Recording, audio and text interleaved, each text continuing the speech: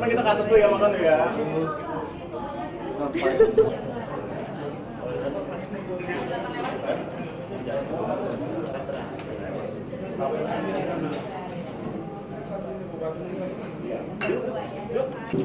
Siapa?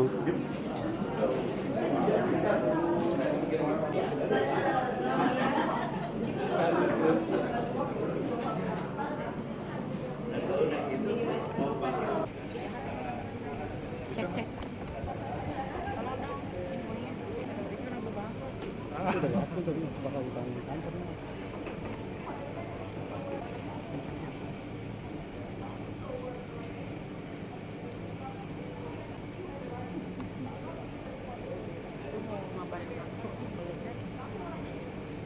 Sebenarnya kita akhirnya patung kuda kesini nunggu nyampe bubar. Kantor gue kan trust isu ya harus kayak ada foto bubar patung kuda. Dokumen ada apa? Udah, rambut putih.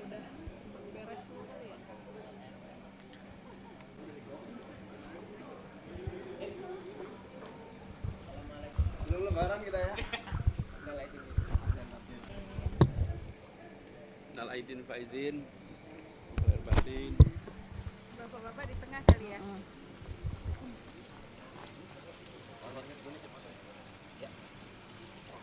Cek audio aman Mas Tika.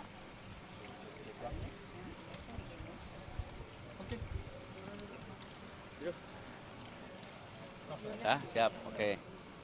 Alhamdulillah malam hari ini kami dapat kehormatan Gus Imin, Bu Rustini dan keluarga bersilaturahmi lebaran karena memang kita sama-sama berada di luar kota, jadi baru bisa malam hari ini bersama-sama. Kami baru kembali hari Senin kemarin, Gus Imin juga baru kembali weekend.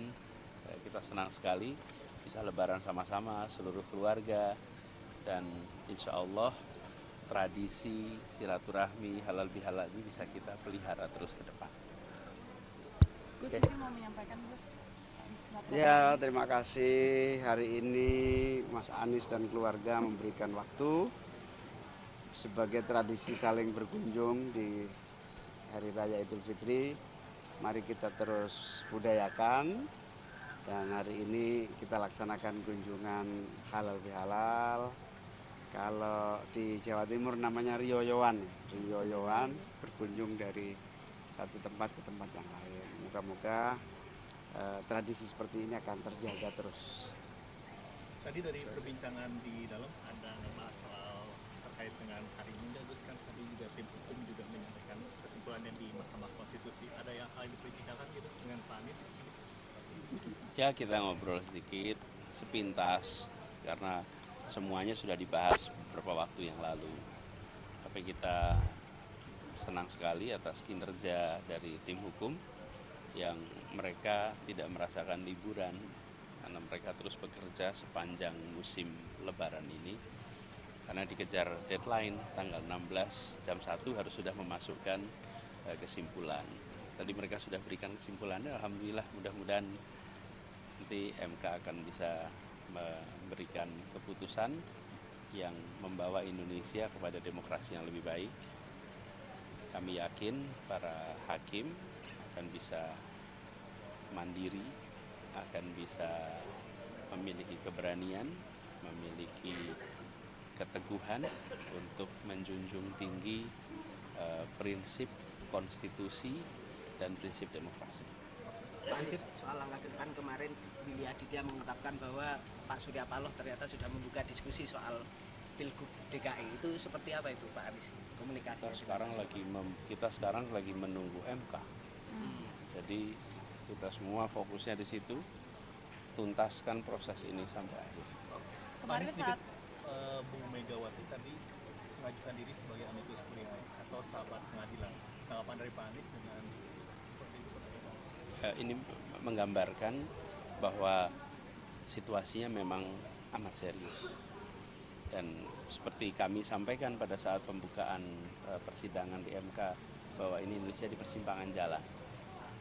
Apakah kita akan kembali ke era di mana praktek-praktek demokrasi menjadi seremonial saja karena semua sudah serba diatur kita ingat era seperti itu, atau kita akan meneruskan proses yang sudah terjadi sejak reformasi, di mana demokrasi memberikan ruang kebebasan dan tidak ada intervensi-intervensi di dalam proses pemilihan umum, proses pilpres. Nah, inilah persimpangan jalan, dan saya rasa pesan dari Ibu Mega sebagai salah satu orang yang ikut di dalam proses demokratisasi sejak tahun 90-an.